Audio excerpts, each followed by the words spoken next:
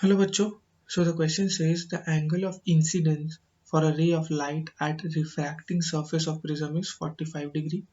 The angle of prism is 60 degree. If the ray suffers minimum deviation through the prism, the angle of minimum deviation and refractive index of the material of the prism respectively are. We need to choose out of this four option. तो हमें क्या find करना है? हमें find करना है angle of minimum deviation and the diffractive index of the prism. Okay, now let's proceed to solve this question.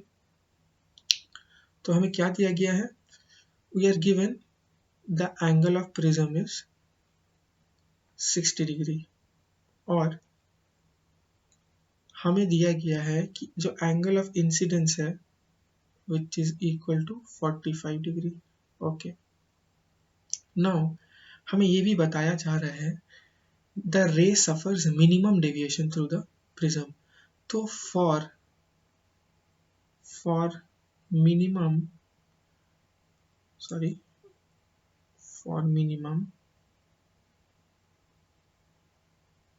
deviation, we know that angle of incidence is equal to angle of emergence. ठीक है, तो हमारा angle of emergence भी 45 degree हो जाएगा. Now we'll use a key concept here, the formula for angle of deviation. We know angle of deviation is equal to I plus E minus A. तो हमारा angle of deviation क्या हो जाएगा? 45 plus 45 हो गया 90 minus 60. सो हमें angle of deviation मिल गया 30 degree. तो या तो ऑप्शन बी करेक्ट होगा या डी. तो वो हमें पता चलेगा. Let's find out the refractive index of the material. तो हमें पता है कि जो रिफ्रैक्टिव इंडेक्स होता है it is given as mu is equal to sine A plus del m by 2 divided by sine A by 2. Simply यहाँ values put करते चलते हैं. तो sine A is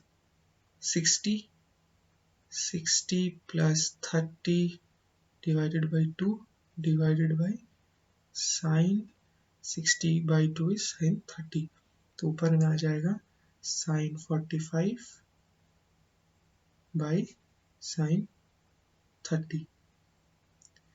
Now if we'll put the values of sin 45 and sin 30, we'll get root 2. तो हमारा angle of deviation हो गया 30 degree और रिफ्रैक्टिव इंडेक्स हो गया √2. तो हमारा जो ऑप्शन बी है this is correct here. This is the final answer. I hope you understood it well. Best of luck.